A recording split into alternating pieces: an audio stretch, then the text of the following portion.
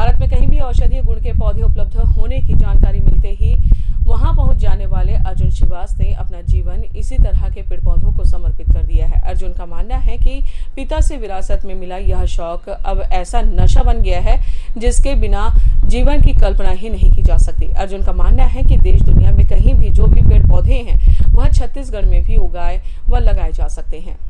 बालकों से सेवानिवृत्ति के पश्चात अपना जीवन औषधीय गुण वाले पेड़ पौधों को समर्पित कर मानव सेवारत अर्जुन श्रीवास ने बताया कि उन्हें यह शौक उनके पिता से मिला।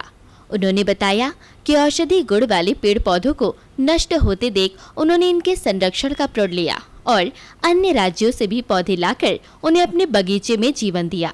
अर्जुन श्रीवास जी बालकों से सेवानिवृत्त हैं और लाल घाट में रहते हैं। भद्रापारा लाल घाट उसी से जुड़ा हुआ है।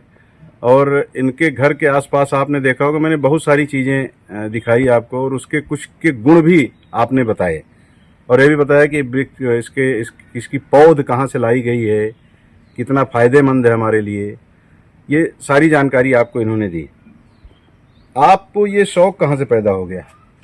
ये मेरे जनरेशन से है। मेरे पिताजी भी शौकीन थे। मेरे घर में खेत में ये सब पौधे लगे थे तो उसको नष्ट होते देखा मैं, तो उसके संरक्षण के लिए मेरा विचार आया।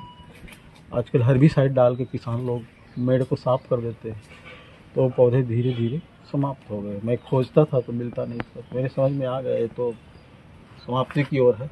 और जंगल भी मैं जाता था, जंगल में भी मैं बहुत सारे पौधों को खोजता था, समाप्ति की ओर है। तो मैं सोचा कि संरक्षण किया जाए इसका भविष्य के लिए।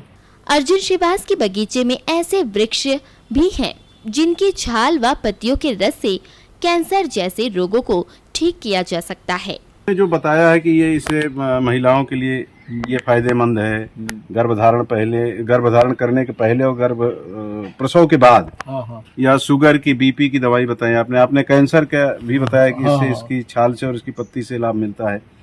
ये अध्ययन आपने किया है कि पारंपरिक तरीके से? पारंपरिक दवा है, ये सब जितनी भी मेडिसिनल बताया हूँ आपको पारंपरिक है जी। तो इसका लाभ हो रहा है, बहुत लाभ हुआ है। तो ऐसे मरीज आपके पास आते हैं कि लाभ मुझे मिला है? हाँ, लाभ मिला है बहुत लोगों का, मेरे पास है उसका पूरा लिस्ट। तो कैंसर वाले कितने लोगों को ठीक कर दिया? कैंसर लोग 3 लोग ठीक हुए हैं मेरे, और यही ACCL के थे जी। एम्स में, मतलब वो रायपुर से वापस आ गए थे। डॉक्टर बोल दिए थे अभी लास्ट स्टेज है इनका, ले जाइए करके। यहाँ घर में आराम कर रहे थे, 3 महीनों का समय दिए थे जी। कीमो 32 बार करा चुके थे, 32 टाइम्स कीमो। तो ठीक हो गए। बाद में मेरे यहाँ आए जी, तो मैं 3 महीने तक इसका वो जूस पिलाया, उसके साथ और महोगनी प्लस सदा सुहागन और वो अजवाइन, पत्ता अजवाइन, तीनों का जूस में पिलाता था सुबह, उसको एकदम ठीक हो गए। उन्होंने बताया कि शुगर व बीपी पर नियंत्रण करने के लिए उनके पास तमाम औषधियां हैं। अर्जुन श्रीवास बताते हैं कि कोई भी पौधा लाकर छत्तीसगढ़ में लगाया जा सकता है, उसके लिए मिट्टी की परख आवश्यक है।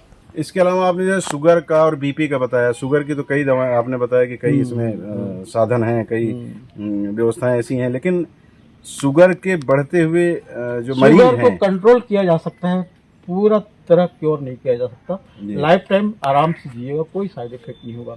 एलोपैथिक मतलब इंसुलिन की और दवा की जरूरत नहीं है, किसी की जरूरत नहीं जी।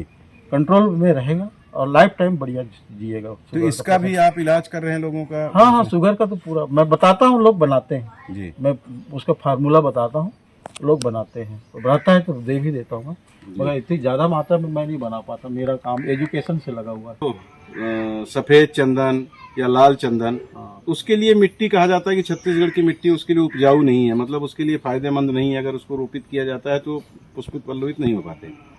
लेकिन आपके यहाँ तो हो रहा है, फल लगा है। तो कैसे क्या विधि अपनाते हैं आप? मैं मिट्टी चेंज किया हूँ, उसमें काली मिट्टी डाला हूँ जी। इस मिट्टी के साथ एकदम काली मिट्टी मिक्स किया हूँ 3 फीट की गहराई तक जी। उसके बाद उसको रोपित किया हूँ, तो सर्वाइव हो गया था। 2 बार फल लगा है चंदन में, सफेद चंदन में जी। इसके अलावा भी कई कोई आप साउथ से लाए हैं तो कोई आप ईस्ट से लाए हैं, तो ये वहाँ की मिट्टी और यहाँ की मिट्टी के बीच में तालमेल बनाने के लिए आप उसका अध्ययन भी करते होंगे। हाँ, अध्ययन करता हूँ। अध्ययन तो बहुत जरूरी है, इसके बारे में पूरी जानकारी जरूरी है जी। कैसे कब होता है, जिस जगह से जिस लोकेशन से लाता हूँ उस जगह का मिट्टी को देख के तो मेरे को पता ही लग जाता है जी इसको क्या चाहिए।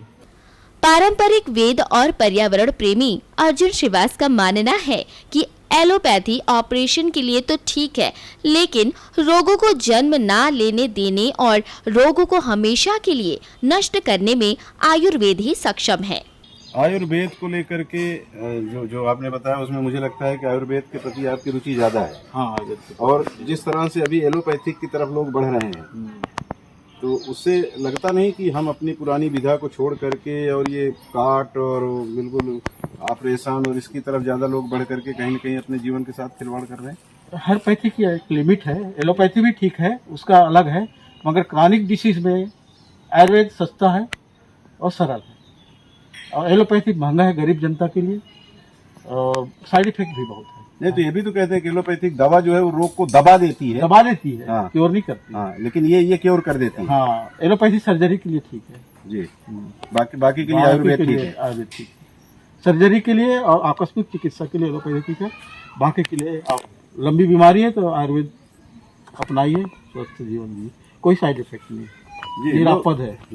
अर्जुन श्रीवास ने बताया कि जिला और छत्तीसगढ़ प्रशासन से उन्हें कुछ मानसिक सहयोग तो मिलता है, लेकिन आवश्यकता है कि औषधि गुण वाले पेड़ पौधों व जड़ी बूटियों को बचाए रखने के लिए गंभीर प्रयास की।